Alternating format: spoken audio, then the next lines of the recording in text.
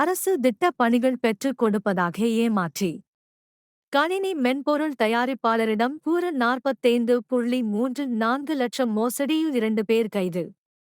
மத்திய மாநில அரசாங்கங்களின் திட்டப் பணிகள் பெற்றுக் கொடுப்பதாக ஏமாற்றி திருப்பூரில் கணினி மென்பொருள் தயாரிப்பாளரிடம் கூறியு 45.34 லட்சமோ சரி செய்த 2 பேர் மத்திய குற்றப்பிரிவு போலீசார் கைது செய்தனர். இதுகுறித்து போலீஸ் தரப்பில் கூறப்படுவது ரூ. 45.34 லட்சம் மோசடி. திருப்பூர் ராமநாதரை சேர்ந்த முத்துச்சாமி இவரது கணினி மென்பொருள் தயாரிக்கும் தொழில் செய்து வருகிறார். இவரிடம் சென்னையைச் சேர்ந்த ரவி பாபு, திருச்சியைச் சேர்ந்த துரை கண்ணன் ஆகியோர் தொழில் நிமித்தமாக பழகி வந்துள்ளனர். இந்த நிலையில் மாநில அரசின் கணினி மயமாக்கும் திட்டத்தின்படி கிருஷ்ணகிரி மாவட்டத்தில் ரேஷன் கார்டுகள் கணினி மயமாக்கும் திட்டத்தை பெற்றுக் கொடுப்பதாக 2 பேரும் முத்துசாமி இடம் தெரிவித்துள்ளனர். மேலும் மத்திய அரசின் ரூ. 9.12 கோடி மதிப்பிலான திட்டப் பணிகளுக்கு மென்பொருள் தயாரிப்பு வேலையும் பெற்றுக் கொடுப்பதாக தெரிவித்துள்ளனர்.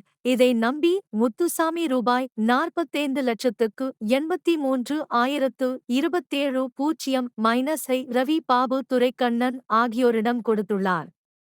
ஆனால் அவர்கள் கூறியபடி எந்த வேலையும் பெற்றுக் கொடுக்கவில்லை. அதன் பிறகேதான் ஏமாற்றப்பட்டதை முத்துசாமியே அறிந்தார். பின்னர் இதுகுறித்து மத்திய குற்றப்பிரிவு போலீஸ் நிலையத்தில் புகார் அளித்தார். புகாரின் பெயரில் மத்திய குற்றப்பிரிவு போலீசார் வழக்கு பதிவு செய்து விசாரணை நடத்தி வந்த நிலையில் 2 பேர் கைது.